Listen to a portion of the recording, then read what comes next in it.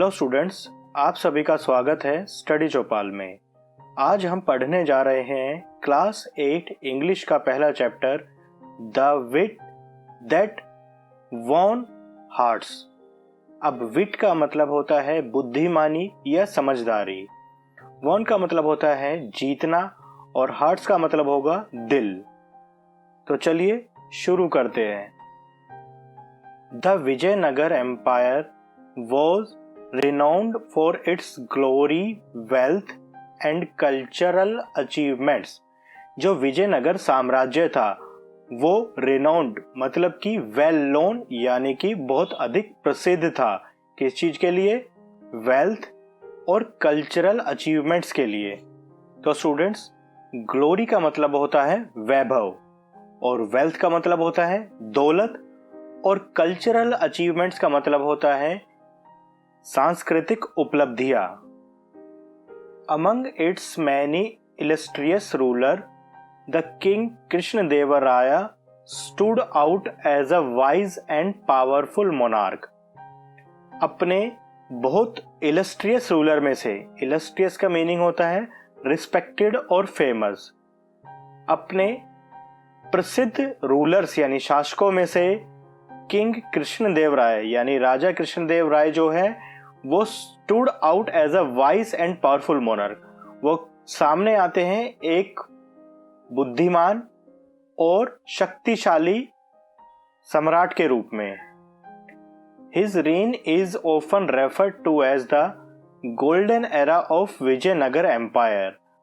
इनका शासनकाल जाना जाता है एक सुनहरे युग के रूप में, मतलब इनका शासनकाल विजयनगर एम्पायर के एक सुनहरे दौर यानी सुनहरा युग जो था उसके रूप में जाना जाता है। A time when art, literature and architecture flourished. ये वो समय था जिस समय पर आर्ट यानी कला, लिटरेचर यानी साहित्य, आर्किटेक्चर यानी कि वास्तुकला फ्लरिश्ड हुई यानी कि खूब फली फूली। A great patron of learning. Patron का मतलब होता है सपोर्टर, मतलब कि जो राजा कृष्णदेव राय थे वो बहुत अधिक सपोर्ट करते थे लर्निंग को यानी कोई भी चीज सीखने को। Krishnadeva Raya was not only an eminent warrior but also a gifted poet. यहाँ पर एमिनेंट का मतलब होगा फेमस यानी प्रसिद्ध। राजा कृष्णदेव राय जो थे वो सिर्फ एक प्रसिद्ध योद्धा नहीं थे बल्कि एक गिफ्टेड पोएट भी थे। गिफ्टेड पोएट का मतलब हो गया जैसे कि जो बचपन से टैलेंटेड हो, मतलब कि ये एक टैलेंटेड कवि भी थे। His works such as the epic Amuktamalyada and the Sanskrit drama Jambavati Parinayam are acclaimed even today. इनके जो प्रसिद्ध कार्य है जैसे कि एक महाकाव्य, एपिक होता है महाकाव्य जैसे कि महाभारत, तो इन्होंने जो रचना की थी वो थी अमुक्तमाल्यदा, और एक संस्कृत ड्रामा था जिसका नाम है जंबावती परिणायम। इनको आज भी जाना जाता है। Krishnadeva राया's court was home to 8 celebrated poets collectively known as अष्टदिग्गज। राजा कृष्णदेव राय के कोर्ट में यानी दरबार में 8 सेलिब्रेटेड पोएट थे जिनको जाना जाता था अष्टदिग्गज के नाम से। These poets including Allasani Peddana and Tenali Ramakrishna. इन कवियों में अलसानी पेड्डाना और तेनाली रामकृष्ण शामिल थे। Enrich the literary tradition with their masterpiece। इनकी रचनाओं से साहित्यिक परंपरा समृद्ध होती रही। Tenali Ramakrishna in particular was known for his quick wit and humor। Tenali Ramakrishna जो था वो खास तौर पर अपने तीव्र बुद्धि और अपने हास्य के लिए फेमस था, जाना जाता था। Earning him a special place in the king's court as both a poet and a witty advisor. इन्होंने राजा के दरबार में एक कवि और एक बुद्धिमान एडवाइजर के रूप में यानी सलाहकार के रूप में अपना स्थान अर्जित किया था। His clever solution to seemingly insurmountable problems made him a beloved figure in the empire's history। यहाँ पर स्टूडेंट्स इनसरमाउंटेबल का मतलब होता है जिसे हराया न जा सके। तेनालीरामन के चतुर समाधान जो थे असंभव लगने वाली समस्याओं को भी आसानी से हल कर देते थे, और यही चतुर समाधान उसे साम्राज्य के इतिहास में एक प्रिय व्यक्ति बना गए।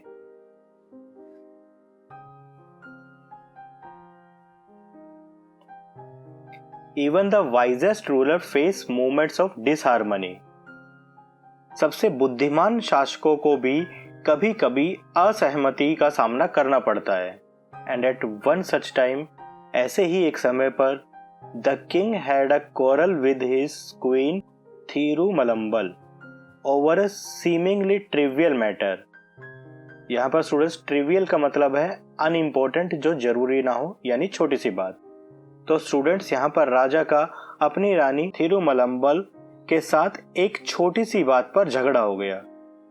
For weeks he did not utter a single word to her. कई सप्ताहों तक राजा ने रानी से एक शब्द भी नहीं कहा। And in his frustration stopped visiting her all together. और इसी निराशा में राजा ने अपनी रानी से बिल्कुल मिलना छोड़ दिया। His absence cast a shadow over the palace. उनकी अनुपस्थिति ने महल पर एक उदासी की छाया डाल दी। And the once cheerful corridor seemed quiet and forlorn. Student, forlorn का मतलब होगा lonely, अकेला। और जो गलियारे पहले खुशहाल रहते थे वो शांत और सूने लगने लगे। थिरुमलम्बल, distraught and upset, tried her best to resolve the issue but failed. यहां पर distraught का मतलब हो गया extremely sad. थिरुमलम्बल ने, जो कि उदास और अपसेट थी, उसने भरसक प्रयास किए, कोशिश की कि जो भी इशू है या मुद्दा है वो रिजोल्व किया जाए, सही कर लिया जाए, लेकिन वो असफल रही। विद नो अदर ऑल्टरनेट, कोई और विकल्प ना होने पर she decided to seek the help of Tenali Rama. उन्होंने निर्णय किया कि वो तेनालीरामा की हेल्प लेगी। The court's brilliant and witty poet, जो कि दरबार का प्रतिभाशाली और हाजिर जवाब कवि था। Rama listened patiently as the queen recounted the incident in details. Rama ने बड़ी धैर्यपूर्वक सुना जब रानी ने घटना को विस्तार से बताया। The king wrote a poem. She began her voice trembling. राजा ने एक कविता लिखी थी। उसने बोलना स्टार्ट किया और रानी की आवाज कांप रही थी। It was filled with vague expressions. Sun, moon, stars, beautiful sky. But it made no sense. Students, यहाँ पर वेग का मतलब होगा अनक्लियर, जो स्पष्ट ना हो। जो राजा की कविता थी वो कुछ ऐसी अभिव्यक्तियों से भरी हुई थी जैसे कि सूरज, चांद, तारे, सुंदर आसमान, लेकिन इनका कोई सेंस नहीं बन रहा था, इनका कोई अर्थ नहीं निकल रहा था। When he tried reciting to its ministers, जब उन्होंने इसे अपने मंत्रियों को सुनाने की कोशिश की, they all avoided him, making excuses. वे सभी बहाने बनाकर राजा से बचते रहे। It was late evening when he came to me, seeking an audience. जब राजा मेरे पास आए तो शाम हो चुकी थी और वो मुझसे मिलना चाहते थे। He began reciting it to me. उन्होंने उसे मुझे सुनाना शुरू किया। But I was so exhausted after a tiring day that I yawned. लेकिन मैं एक थकान भरे दिन के बाद इतनी थकी हुई थी कि मैंने उबासी ले ली। नॉट वंस, केवल एक बार ही नहीं, बट सेवरल टाइम्स, लेकिन कई बार।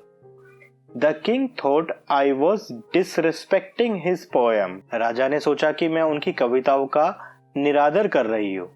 एंड स्टॉर्म्ड ऑफ, और वो गुस्सा हो गए। Since then he was not spoken to me, तब से उन्होंने मुझसे बात नहीं की है। If I had known this would happen, अगर मुझे पहले से पता होता है कि ये सब होने वाला है, I would have chosen another day, मैं कविता सुनने के लिए एक दूसरा दिन चुनती। हेल्प मी, मेरी सहायता करो Rama. Only you can help the king understand, केवल तुम ही हो जो राजा को समझा सकते हो। रामा नोडेड थॉटफुली, रामा ने सोच समझकर सर हिलाया। If you like I will try my best to resolve this matter your highness, मेरी रानी अगर आप चाहे तो मैं इस मामले को सुलझाने की पूरी कोशिश करूंगा। But this needs a well planned approach and I may need time to find the right strategy, लेकिन इसके लिए एक सुनियोजित दृष्टिकोण की आवश्यकता है और सही रणनीति खोजने के लिए मुझे समय लग सकता है। The queen who had placed her last hope in Rama agreed and thanked him profusely. Students, यहाँ पर प्रोफोसली का मतलब है इन लार्ज अमाउंट्स, बड़ी मात्रा में। रानी जिनकी आखिरी उम्मीद तेनालीरामन थे, उन्होंने हामी भरी और तेनालीरामन को तहे दिल से शुक्रिया किया। द नेक्स्ट मॉर्निंग, अगली सुबह, the royal court was bustling with activity. Students, यहाँ पर बसलिंग का मतलब है बिजी यानी व्यस्त। अगली सुबह जो राज दरबार था वो अपनी क्रियाकलाप से व्यस्त था। Ministers, scholars and courtiers filled the court room. मंत्रियों, विद्वानों और दरबारियों से दरबार भरा हुआ था। It's intricately carved pillars towering towards the high ceiling. Students, यहाँ पर इंट्रिकेटली का मतलब होगा इन अ डिटेल्ड मैनर, बहुत ही डिटेल के साथ, यानी कि जैसे नक्काशी की जाती है, पिलर के ऊपर भी कार्विंग की गई थी बहुत ही डिटेल तरीके से, यानी कि बहुत अच्छे तरीके से।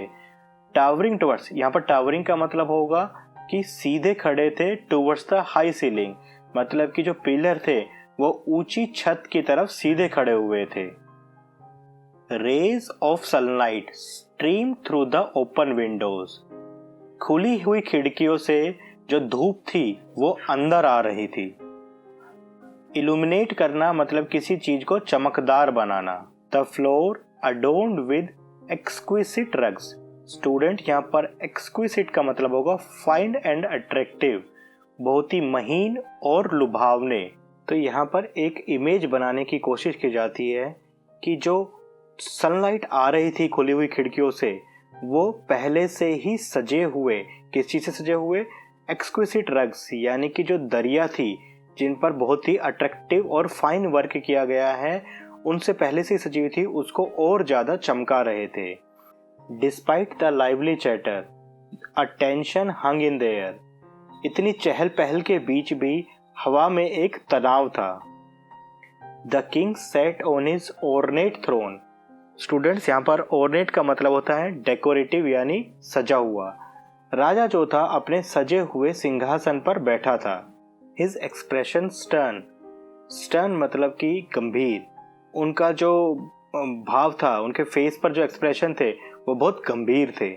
His sharp eyes scanning the room, उनकी जो तेज नजरें थी वो पूरे रूम को देख रही थी, स्कैन कर रही थी।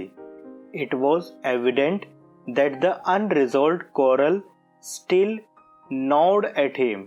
स्टूडेंट्स, यहाँ पर जी साइलेंट रहेगा। नोड, नोड मतलब होता है बोदर करना यानी परेशान रहना। ये साफ था, एविडेंट मतलब साफ था।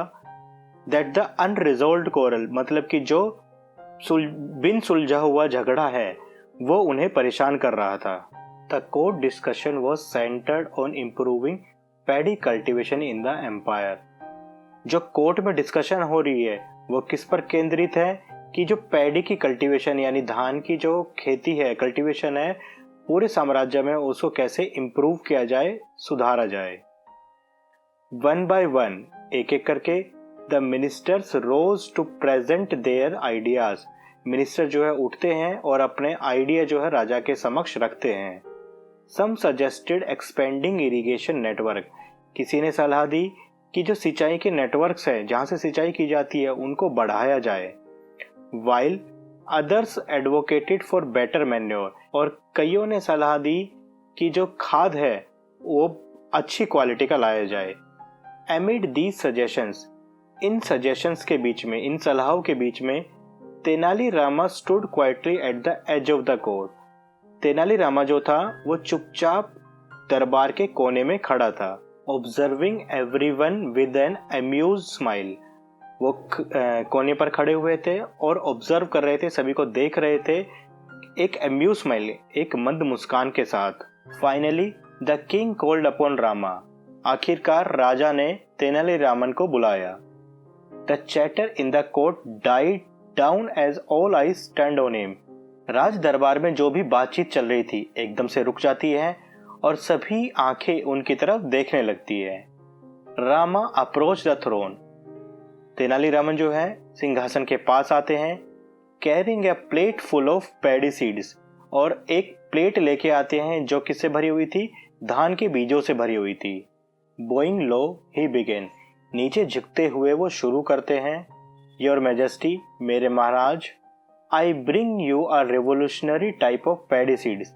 मैं आपके लिए क्रांतिकारी प्रकार के धान के बीज लाया हूँ। यहाँ पर क्रांतिकारी का मतलब है एकदम से कुछ बदलने वाला। इफ दीज आर सोन, अगर इनको बोया जाए, the yield will be 3 times greater than the current result. जो पैदावार होगी वो अभी से 3 गुना अधिक होगी। A murmur swept through the room. एक फुसफुसाहट पूरे रूम में या कमरे में शुरू हो गई। One of the courtiers known for his sarcasm whispered. Students, यहाँ पर यील्ड का मतलब होगा हार्वेस्ट यानी पैदावार, और सार्केज्म का मतलब होगा मोकरी। इसका मतलब होता है मजाक बनाना। वन ऑफ द कोर्टियर्स, एक दरबारी, नोन फॉर हिज सार्केज्म, जो दूसरों का मजाक बनाने के लिए जाने जाते थे, whispered just loud enough to be heard. फुसफुसाहट की, लेकिन इतनी तेज थी कि सभी लोग सुन सके। I wonder if these are magic seeds. मैं हैरान हूं कि ये जादुई बीज है। Next he will claim they grow without water. अब ये कहेंगे कि ये तो बिना पानी के भी उग जाएंगे। अनदर मटर्ड, एक और कहते हैं, perhaps he found them on the moon. ये इन्हें चांद पर मिले होंगे। Sneakers rippled through the court. Sneakers का स्टूडेंट्स यहाँ पर मतलब होगा सप्रेस्ड लाफ्टर, मतलब दबी रूप में एक हंसी। जैसे ही ये बातचीत होती है तो पूरे दरबार में एक दबी दबी हंसी फैल जाती है। The king frowned unimpressed. Frowned का मतलब होता है अपनी, जैसे गुस्से में हम अपनी आईब्रो सिकोड़ते हैं, ऐसे मतलब किंग ने अपनी भौहें चढ़ाकर अनइम्प्रेस होकर कहा, दैट साउंड एब्सर्ड। स्टूडेंट, यहाँ पर एब्सर्ड का मतलब होगा इलॉजिकल, जिसकी कोई वजह ना हो, कि ये बेतुकी बात लगती है। ही मटर्ड, उन्होंने कहा, such cultivation would need special soil. ऐसी पैदावार के लिए एक स्पेशल टाइप की मिट्टी चाहिए होगी, मैन्योर खाद चाहिए होगा, और पेस्ट एंड इंसेक्ट रिपेलेंट्स, और साथ ही कीटनाशक और जो पेस्ट होते हैं या चूहे वगैरह जो होते हैं उनको दूर करने के लिए, इंसेक्ट को दूर करने के लिए रिपेलेंट्स यानी दवाइयाँ चाहिए होगी। If by chance something were to go wrong, our farmers would suffer. अगर बाई चांस कोई चीज गलत होती है तो हमारे जो किसान हैं वो बड़े कष्ट में रहेंगे, दुखी होंगे। रामा स्माइल्ड अनफेज्ड। अनफेज्ड का मतलब होगा स्टूडेंट्स यहाँ पर नॉट वरी। रामा बिना चिंता के मुस्कुराता है। That may be true your majesty. महाराज, ये सही है, but the real issue lie not with the seed themselves. लेकिन असली मुद्दा जो है बीजों के साथ नहीं है, but with the person who shows them. लेकिन जो व्यक्ति उन्हें उगाता है उनके साथ है। A hush fell over the court as Rama's word hung in the air. हर्ष का मतलब होगा चुप्पी। जैसे ही रामा ये शब्द बोलते हैं तो पूरे दरबार में एक चुप्पी फैल जाती है। The king's eyebrow furrowed. राजा की भौहें सिकुड़ती है। What is wrong with the person who sow the seeds? Speak clearly, Rama, he roared. राजा चिल्लाकर कहते हैं कि जो व्यक्ति उन्हें उगाता है उसमें क्या गलती होगी। रामा, साफ साफ बोलो। Rama glanced around the court. Rama अपने आसपास कोर्ट में, दरबार में देखता है। His sharp gaze meeting the skeptical eyes of the courtiers. Students, यहाँ पर skeptical का मतलब होगा डाउटफुल। जो रामा की तेज निगाहें हैं वो दरबारियों की डाउटफुल आंखों या निगाहों से मिलती है। If one were to sow seeds without proper care, no one would reap a good harvest. अगर कोई व्यक्ति प्रॉपर केयर के बिना अगर बीज उगाता है तो अच्छी पैदावार नहीं होगी। He said pausing for effect। वो रुकता है ताकि अपनी बात का प्रभाव देख सके। And what if the person had a habit of yawning while sowing। और अगर उस व्यक्ति की आदत हो कि बीज बोते समय वो उबासी ले। Wouldn't the seeds scatter unevenly। तो बीज जो है इधर उधर नहीं बिखर जाएंगे। The court erupted into laughter। जो दरबार है वो इरप्ट यानी जैसे कि वोल्केनिक इरप्शन होता है, फट पड़ना। जो दरबार है हंसी के साथ फट पड़ा, यानी दरबारी सभी लोग हंसने लगे। The earlier sarcasm replaced by genuine amusement. जो पहले एक सार्केज्म था वो अब एक अम्यूजमेंट यानी कि जेन्युइन खुश, जो दरबारी थे वो सभी लोग खुश हो गए। Even the king caught off guard. Off guard का मतलब होगा रंगे हाथों पकड़ना। साइड एंड इंस्टिंक्टिवली यार्न। इंस्टिंक्टिवली का मतलब होगा कि नेचुरल तरीके से। जो राजा है वो भी उबासी लेते हुए रंगे हाथों पकड़े जाते हैं। Rama watched him keenly. Keenly का मतलब होगा इंटेंसली, बड़ी उत्सुकता से। रामा जो है राजा को बड़ी उत्सुकता से देखते हैं। देन कंटिन्यूड, और फिर शुरू करते हैं। Your majesty, is there anyone in the world. महाराज, पूरे संसार में कोई ऐसा है who does not yawn, जो उबासी ना लेता हो। It is as natural as breathing। ये तो इतना प्राकृतिक है जैसे कि सांस लेना। The king's expression shifted as realization dawned। dawned का मतलब यहाँ पर सनराइज नहीं है, dawn का मतलब है अचानक से कोई बात समझ में आना। जो राजा के भाव है वो अचानक से बदल जाते हैं जैसे ही वो समझ जाते हैं कि क्या हुआ है। His mind raced back to the quarrel with the queen।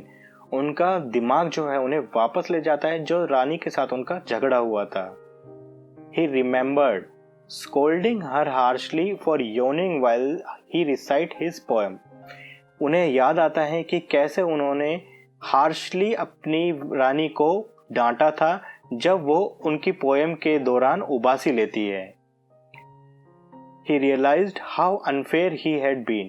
उन्हें महसूस होता है कि वो कितने अनफेयर रहे थे। If I had known that yawning was not a sign of disrespect। अगर मुझे पता होता कि जो उबासी लेना है वो कोई इशारा नहीं है डिसरिस्पेक्ट यानी कि बेइज्जती करने का, निरादर करने का। I wouldn't have taken her gesture so personally। Student, gesture का मतलब होगा a movement of hand or the head to express an idea or meaning। मतलब कि हाथ और सिर की कोई ऐसे मूवमेंट जिससे कोई बात समझाई जा सके। अगर मुझे पहले से पता होता तो मैं उनके इस जेस्चर को पर्सनली नहीं लेता। ही थॉट, उन्होंने सोचा। Regret feeling is heart. जो पछतावा है उनके दिल में भर गया था, मतलब वो पछता रहे थे। That evening the king approach the queen with a softened expression. उसी शाम राजा जो है रानी के पास जाते हैं और उनके भाव जो थे वो सॉफ्ट हो चुके थे। थिरुमलम्बल, ही बिगिन, वो शुरू करते हैं। हिज वॉइस जेंटल, उनकी जो आवाज थी वो बहुत ही नम्र थी। आई हैव बीन फुलिश, मैं बेवकूफ था। I see now that I overreacted, अब मैं देख रहा हूं कि मैंने ओवर रिएक्ट किया था, जितनी बात नहीं थी उससे ज्यादा मैं रिएक्ट कर गया था। I let my pride blind me, मेरे अहंकार ने मुझे अंधा कर दिया। आई एम सो सॉरी, मुझे माफ कर दो। The queen, Rani, who had long for this moment, जो इसी पल का इंतजार कर रही थी, स्माइल्ड एंड रिप्लाइड, मुस्कुराती हैं और जवाब देती हैं। इफ यू लाइक, अगर आप चाहें, we can leave this quarrel behind us, हम इस झगड़े को पीछे छोड़ सकते हैं। I would very much like to listen to your poem, मैं आपकी कविता को बड़ी उत्सुकता के साथ सुनना चाहूंगी। Rama, who had orchestrated this settlement, felt victorious. Students, यहाँ पर ऑर्केस्ट्रेटेड का मतलब होगा अरेंज। रामा, जिसने ये पूरी सेटलमेंट को अरेंज किया था, फेल्ट विक्टोरियस, विक्टोरियस मतलब जीता हुआ, तो रामा अपने आप को जीता हुआ महसूस कर रहा था।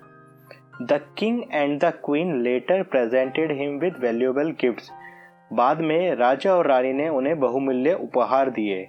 फॉर हिज सर्विस, उनके इस कार्य के लिए। The royal couple bond was restored, जो शाही कपल यानी राजा रानी जो थे उनका रिश्ता जो है फिर से रिस्टोर हो जाता है, यानी फिर से मजबूत हो जाता है। And the palace brimmed, student यहाँ पे ब्रिम्ड का मतलब होगा ओवरफ्लो, ओवरफ्लो मतलब भर जाता है। जो राजमहल है वो भर जाता है एक बार फिर से जॉय और लाफ्टर, खुशी और हंसी के साथ। तो स्टूडेंट्स, आपको ये वीडियो कैसी लगी? अगर आपको ये वीडियो पसंद आई है तो आप हमारे चैनल को सब्सक्राइब करें, इस वीडियो को लाइक करें और यदि आपके कोई भी डाउट है तो प्लीज़ कमेंट करें।